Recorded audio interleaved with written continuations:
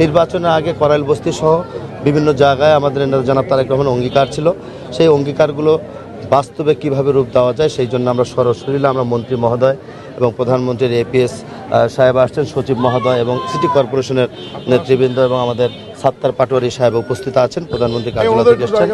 আমরা দ্রুতগতির মধ্য দিয়ে আমরা এই সমাধানগুলো করবো। যেমন লাইট নেই, রাস্তাঘাট বেহাল অবস্থা, লেকে খালে জমে আছে, পানি নেই। তো এই জিনিসগুলো আমরা খনন করে যাতে যতটুকু সম্ভব অন্তত পক্ষে তাদের এই আমাদের মাধ্যমে জনগণ যাতে একটু হলেও একটু স্বস্তি দেখতে পারে। আমাদের দায়িত্ব, এটা আমাদের দায়বদ্ধ থেকে জনকল্যাণে এই কাজগুলো আমাদের নৈতিক দায়িত্ব।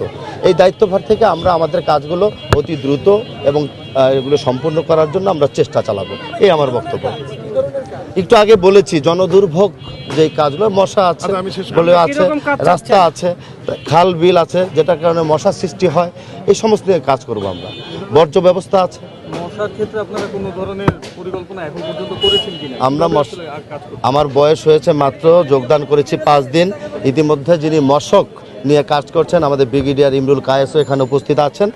আমরা আগের চেয়ে বেশি করে যাতে মশক নিয়ন্ত্রণ রাখা যায় সেই ব্যাপারে আমাদের একটা পরিকল্পনা করেছি রুটিন মাফিক। সেই পরিকল্পনাগুলো আমরা সামনে রেখেই মনিটরিং সেল করে এবং নিজে একজন প্রশাসক হিসাবে প্রতিটি এলাকায় গিয়ে আমি নিজে মনিটরিং করব, কাজ করব, এই আমার পরিকল্পনা।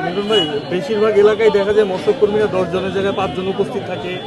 2 বেলা যদি মশার ওষুধ দেওয়ার কথা থাকে 1 বেলা দেয়। আমরা যখন ভিজিটে যাই বা আমরা যখন নিজেরা রিপোর্ট করতে যাই তখন ম্যাক্সিমাম ভাই দেখেন, আমি একটু আগে বলেছি দীর্ঘ 17 বছরটা কাজ আমাদের কাঁধে দিয়েন না। আমরা 5 দিন হয়েছে এখানে যোগদান করেছি, আমরা তো চেষ্টা চালিয়ে যাচ্ছি।